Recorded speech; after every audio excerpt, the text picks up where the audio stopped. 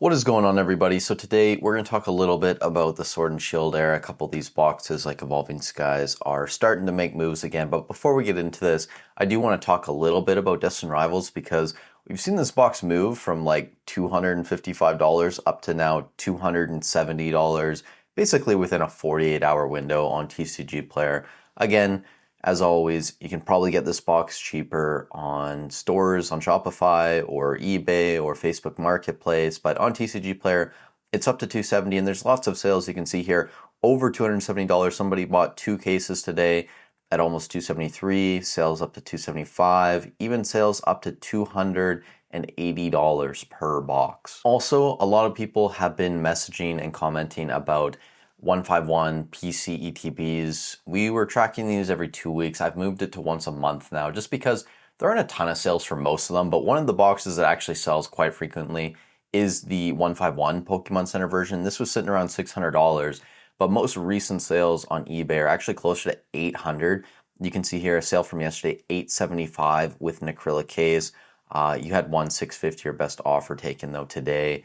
$800, $2,900 for a case. So it's clear that this box is probably going for more than $600 at this point. And I think we're going to see it probably just reach a new floor. And you see some people talking about this potentially being market manipulation. The reality is there weren't a ton of these listed on the market to begin with. You had, I think, 10 below like $700, maybe $650. I honestly can't remember the numbers. It's been a couple weeks since I've looked at the PCTBs. But point being, there's only a couple cases worth of the PCTBs out there before we saw a fairly large jump in price on eBay North America. And you can find these on Facebook, you can find them on TCG Player, but compared to a lot of other products like regular ETBs, like the booster boxes, they were fairly scarce, so it's not surprising that if we see a few dozen of them go, that price is going to move up. And you can say that's manipulation, and maybe there is some level of manipulation to it, but I feel like a lot of people use the word manipulation, which implies that there's some level of intention behind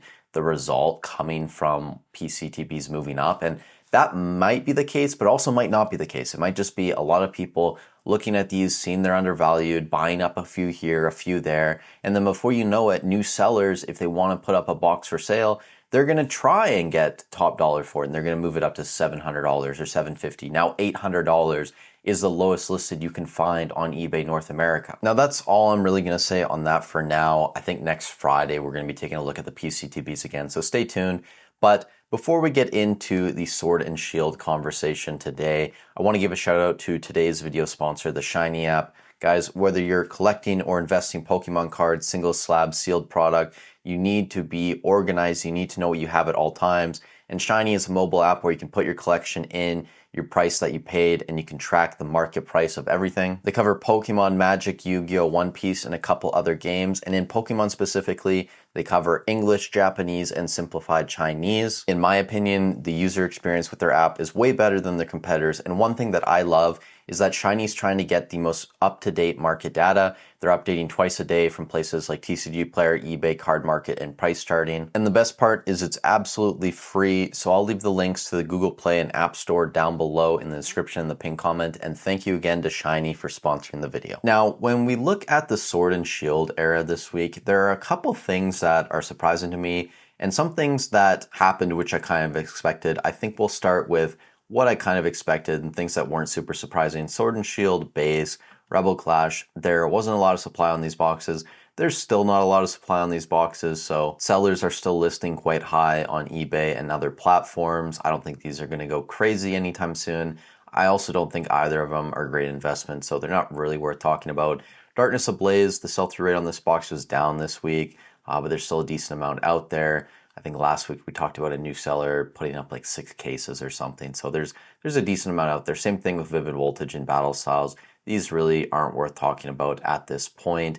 Chilling Reign, this is where things kind of get interesting again because it's one of the better alt art sets. I kind of expected a lot of these Sword and Shield boxes to be up this week, and most of them were actually down, but most of the boxes that were down less than 1%. So it's negligible. It's not really worth talking about. But I think we might be getting a little bit closer, at least on a couple of these boxes, to some of them moving.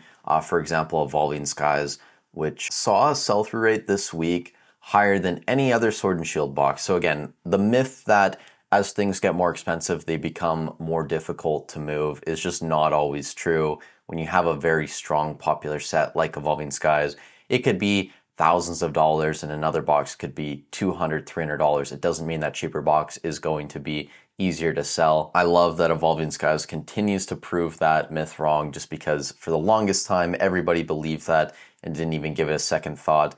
But we saw it hit a sell-through rate this week that was about as high as it's ever been since we started tracking it. And the last time it was this high, the box was about $1,600 back in the middle of May. And then over a 3-week period, it jumped up to about $1,850. And currently on eBay North America, there's only like 4 cases worth of Evolving Skies boxes below $2,340, I believe. So with Team Up now pushing $8,500 to $9,000, with there being a very low supply on the market and it selling at a decent pace, I think we're gonna see this box get to $2,300, $2,400 fairly quickly here. Now, some of these other sets like Fusion Strike, Brilliant Stars, Astral Radiance, and Silver Tempest, these weren't really doing anything crazy this week, nothing worth discussing. I think the only other box that's kind of worth highlighting is Lost Origin. If you go on eBay North America now, the lowest listed box of Lost Origin is $500 currently.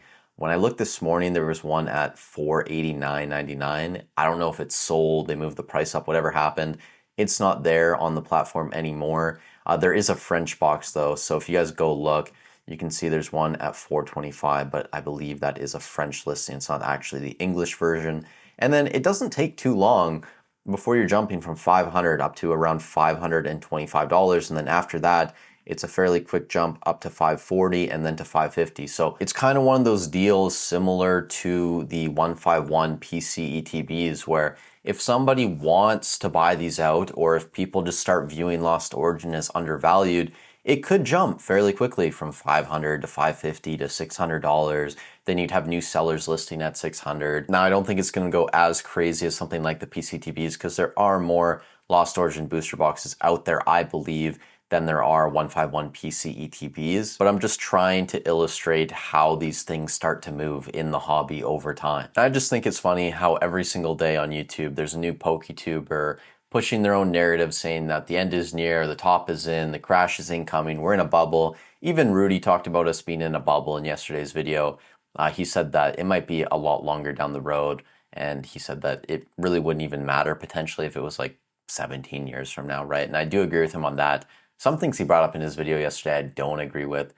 For example, him talking about Evolving Skies being the same price as something from like the Sun and Moon era, or Ancient Origins or whatever. To say that age of a product is the only thing that affects the value of it, and that should determine like the ranking in terms of how valuable items are, doesn't really make sense to me. I think if you gave most people the choice between a 2004 Honda Civic and a 2022 Lamborghini, most people would choose the Lamborghini over the older Honda Civic. And I think in Pokemon, most people intuitively understand that there's more to the price of an item than just how old the set is. But that's just my opinion. If you disagree, feel free to leave a comment down below. To sum up the video, 151 PCTBs are going crazy. Destined Rivals booster boxes are up to 270, even sales up to 280 on TCG Player.